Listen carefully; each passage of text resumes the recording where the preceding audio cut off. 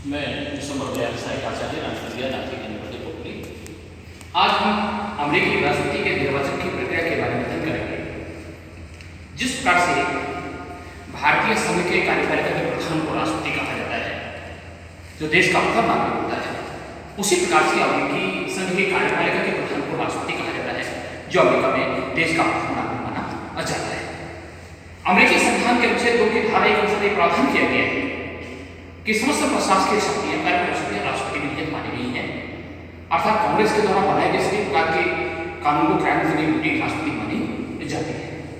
क्योंकि अमेरिकी राष्ट्रपति कार्यपालिका का वास्तविक प्रधान होता है, अतः अमेरिकी राष्ट्रपति राज्याध्यक्ष होने के साथ शासनाध्यक्ष भी होता है, क्योंकि अमेरिकी संविधान के द्वारा अध्यक्षात्मक शासन प्रणाली को अपनाया गया है। अमेरिकी राष्ट्रपति के निर्वाचन की प्रक्रिया के बारे में संविधान के अनुच्छेद 2 की धारा 1 में उससे संबंधित जो क्वालिफिकेशंस होती हैं, उनका निर्धारण किया गया है। अर्थात अमेरिकी राष्ट्रपति के निर्वाचन की प्रक्रिया का वर्णन अमेरिकी संविधान के अनुच्छेद 2 की धारा 1 में उसका वर्णन किया गया है।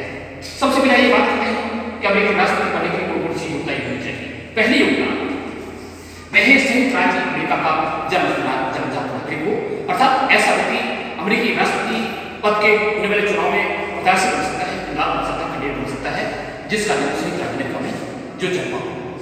दूसरी योग्यता की बात कहती है कि वह कम से कम 35 वर्ष की आयु होनी चाहिए, अर्थात वह व्यक्ति जो राष्ट्रपति पद के लिए चुनाव में प्रत्याशी बनना चाहता है, कैंडिडेट बनना चाहता है, वह 35 वर्ष की एज से कम वाला व्यक्ति चुनाव नहीं लड़ सकता है। 35 वर्ष उसे कंप्लीट होनी चाहिए, पूरी कर लेना चाहिए, उससे अधिक आयु वाला व्यक्ति राष्ट्रपति पद के लिए चुनाव में प्रत्याशी बन सकता है।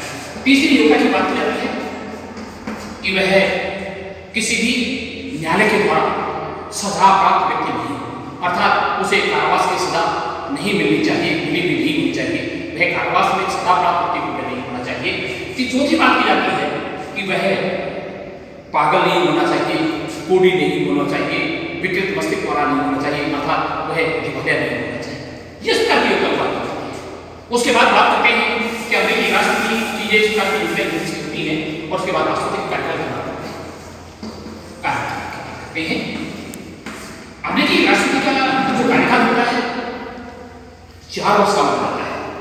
नवनिर्वाचित राष्ट्रपति के द्वारा 20 जनवरी को ही अपने राष्ट्रपति पद के कार्यकाल को ग्रहण किया जाता है, अतः कार्यभार ग्रहण करने के दूसरा कार्यकाल होता है 4 वर्ष का होता है। लेकिन उसे केवल पावर ऑफ वीच में कांग्रेस के द्वारा कदाचित दुर्व्यवहार किया जाता है, महाभियोग के खिलाफ हटाया जा सकता है। इसके अलावा राष्ट्रपति को समय पर नहीं हटाया जा सकता है। कहने का यह है कि वह चाहे तो समय पर त्याग पत्र दे सकता है, स्वेच्छा से रिजाइन कर सकता है, या उसकी मृत्यु हो सकती है, उसका देहांत हो सकता है। वैसे केवल भाजपा को छोड़कर अमेरिकी राष्ट्रपति को 4 वर्ष से पहले नहीं हटाया जा सकता है। तो अमेरिकी राष्ट्रपति जो कार्यकाल होता है वो 4 वर्ष का माना जाता है। जब भी राष्ट्रपति का कार्यकाल कंप्लीट होता है, जब भी राष्ट्रपति पद का स्थान रिक्त होता है, तो उसके समस्त कार्यकाल में राष्ट्रपति द्वारा किया जाता है। अगर मान लीजिए कहीं काम से राष्ट्रपति पद भी लेता है, तो कांग्रेस के द्वारा निर्णय लेता है कि राष्ट्रपति पद के दायित्व किसके द्वारा किया जाए। उसके बाद अगली बात करते हैं अनुमतियां। कहने का यह है कि जिस प्रकार से भारत के राष्ट्रपति को बहुत सारी अनुमतियां प्राप्त होती है, उसी प्रकार से अमेरिकी राष्ट्रपति को भी अनेक सुविधाएं, अनेक अनुमतियां प्राप्त होती है। सबसे पहली अनुमति की बात आती है कि जब तक राष्ट्रपति पद पर रहता है, अर्थात राष्ट्रपति पद पर रहते हुए किसी भी राष्ट्रपति के विरुद्ध जैसे किसी जान में कोई मुकदमा नहीं चलाया जा सकता है। अमेरिकी राष्ट्रपति को गवाही देने के लिए किसी भी न्यायालय में उसे कॉल नहीं किया जा सकता है, उसे आमंत्रित किया नहीं जा सकता है, और उसके निःशुल्क आवास की सुविधा प्राप्त होती है, जिसे व्हाइट हाउस कहा जाता है। और इसके अलावा अनेक प्रकार की जो अनेक भत्ते होते हैं, सुविधाएं होती हैं, उसे उसके द्वारा प्राप्त होती है। और उसके बाद अगर बात की जाती है भत्ते की बात करती है, तो अमेरिकी राष्ट्रपति को वर्तमान समय में $2 लाख वार्षिक वेतन मिलता है, जबकि यह राशि कम नहीं होती है, उसे भी नियमित कर देना ही होता है। और अगली बात करते हैं अमेरिकी राष्ट्रपति का निर्वाचन, अमेरिकी राष्ट्रपति का चुनाव। अमेरिकी राष्ट्रपति के निर्वाचन की प्रक्रिया के 5 चरण होते हैं। नंबर 1, उम्मीदवार का मनोनयन, नॉमिनेशन ऑफ द कैंडिडेट, मनोनयन, दूसरा चरण होता है चुनाव अभियान, तीसरा चरण होता है निर्वाचन का चुनाव, चौथा चरण होता है राष्ट्रपति पद के लिए चुनाव इलेक्शन, और पांचवा होता है नवनिर्वाचित राष्ट्रपति के द्वारा पद के कार्यभार को ग्रहण करना। आइए सबसे बात करते हैं अमेरिकी राष्ट्रपति के निर्वाचन की प्रक्रिया के प्रथम चरण के बारे में बात करते हैं। नॉमिनेशन का कैंडिडेट उम्मीदवार का मनोनयन। यह अमेरिकी राष्ट्रपति के निर्वाचन की प्रक्रिया का प्रथम चरण माना जाता है। उम्मीदवार के मनोनयन हेतु जिस पद्धति को अपनाया जाता है उस पद्धति के बारे में संविधान में कोई वर्णन नहीं मिलता है, उल्लेख नहीं मिलता है, अतः इसे परंपरा पर आधारित व्यवस्था कहा जा सकता है। उम्मीदवार के मनोनयन के लिए सभी राजनीतिक दलों की राष्ट्रीय समिति के द्वारा, केंद्रीय समिति के द्वारा मनोनयन हेतु अपने अपने दल के लिए सम्मेलन, स्थान आदि का निर्धारण किया जाता है और उसके बाद व्यवस्था भी उस केंद्रीय समिति द्वारा की जाती है। इस प्रकार का सम्मेलन चुनावी वर्ष के जुलाई माह या अगस्त महीने में एक बड़े हॉल में संपन्न होता है। कहने का मतलब था कि सम्मेलन में जो प्रतिनिधि भाग लेते हैं उनकी संख्या 1500 से लेकर 3000 की तक होती है। ये जो प्रतिनिधि होते हैं जो सम्मेलन में उम्मीदवार के मनोनयन हेतु जो सम्मेलन में प्रतिनिधि भाग लेते हैं, ये विभिन्न उपायों द्वारा चुने जाते हैं। कुछ प्राथमिक क्षेत्रों से जाते हैं, कुछ राज्य सम्मेलन के द्वारा ले जाते हैं और कुछ केंद्रीय समिति के द्वारा ले जाते हैं। यह सम्मेलन काफी शोर शराबे से युक्त होता है। कहने का मतलब यह है कि यह सम्मेलन जब तक चलता रहता है जब तक सभी प्रतिनिधियों का किसी भी कैंडिडेट को, किसी भी प्रत्याशी को पूर्ण समर्थन प्राप्त नहीं हो जाता है। इसलिए सभी नेता परस्पर सौदेबाजी करते हैं और जब एक प्रत्याशी को सभी सीट का पूर्ण समर्थन प्राप्त हो जाता है, इस प्रकार से वह राष्ट्रपति पद का प्रत्याशी मनोनीत कर दिया जाता है और उपराष्ट्रपति पद के मनोनयन के बारे में इस प्रकार की व्यवस्था पद्धति को अपनाया जाता है। केवल अंतर इतना ही होता है कि दोनों ही जो पदाधिकारी होते हैं, राष्ट्रपति ने केवल एक ही क्षेत्र से नहीं होना चाहिए बल्कि वे एक ही राज्य से नहीं होना चाहिए, अर्थात वे भिन्न राज्य से अलग राज्य से होना चाहिए और अलग क्षेत्रों से होना चाहिए। यदि राष्ट्रपति पद का प्रत्याशी उत्तरी राज्य से होता है तो राष्ट्रपति पद का प्रत्याशी उत्तरी राज्य से होता है तो राष्ट्रपति का प्रत्याशी दक्षिण राज्य से होना चाहिए, अर्थात दोनों ही अलग क्षेत्रों से ही नहीं होने चाहिए बल्कि साथ में दोनों राज्य होना चाहिए। ये उम्मीदवार के मनोनयन की पद्धति की जाती है। नॉमिनेशन का कैंडिडेट उम्मीदवार का मनोनयन ये बहुत इंपॉर्टेंट पद्धति होती है, ये काफी शोर शराबे से होता है। दूसरी बात की जाती है, बात की जाती है चुनाव अभियान। चुनाव अभियान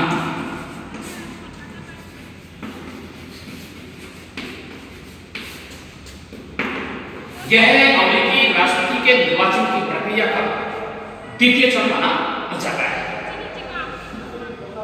उम्मीदवारों के मनोनयन हेतु आमंत्रित सम्मेलन के समाप्त होने से पूर्व ही, मैं बहुत इंपॉर्टेंट बात कह रहा हूं कि चुनाव जो अभियान है यह अमेरिकी राष्ट्रपति के निर्वाचन की प्रक्रिया का द्वितीय चरण माना जाता है और उम्मीदवार के मनोनयन हेतु आमंत्रित सम्मेलन के समाप्त होने से पूर्व ही उपराष्ट्रपति पद के मनोनयन व्यक्ति के द्वारा एक राष्ट्रीय समिति गठित की जाती है। एक राष्ट्रीय समिति चुनी जाती है जो अपना एक प्रधान एक कोषाध्यक्ष को नियुक्त करती है।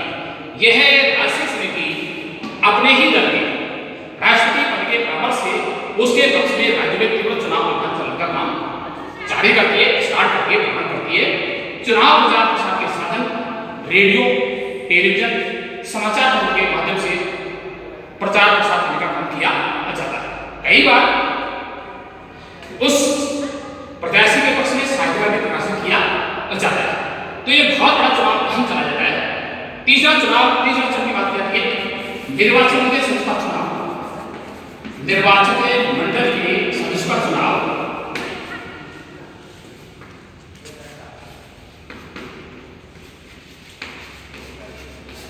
यह अमेरिकी राष्ट्रपति के निर्वाचन की प्रक्रिया का तीसरा चरण माना जाता है।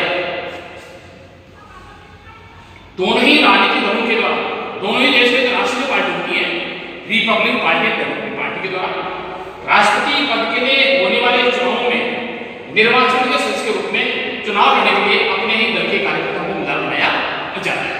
कहने का यह था कि जब निर्वाचन के सदस्य केवल इतना ही कार्य होता है कि देश में होने वाले राष्ट्रपति पद में मतदान करने के लिए कोई दूसरा कार्य नहीं होता है। अतः दोनों ही दल के द्वारा निर्वाचन के चुनाव हेतु अपने ही दल के कार्यकर्ताओं को प्रत्याशी बनाया जाता है और जिन्हें यह शपथ लेनी होती है कि वे निर्वाचित होने के बाद अपने ही दल के राष्ट्रपति और उपराष्ट्रपति पद के प्रत्याशी को अपना वोट देंगे, लेकिन उनके द्वारा स्वीकार की गई सबके लिए उल्लंघन किया जाता है, उसका वायलेशन किया जाता है, तो उन्हें उसके प्रकार की अनुशासन कार्रवाई नहीं की जाती है।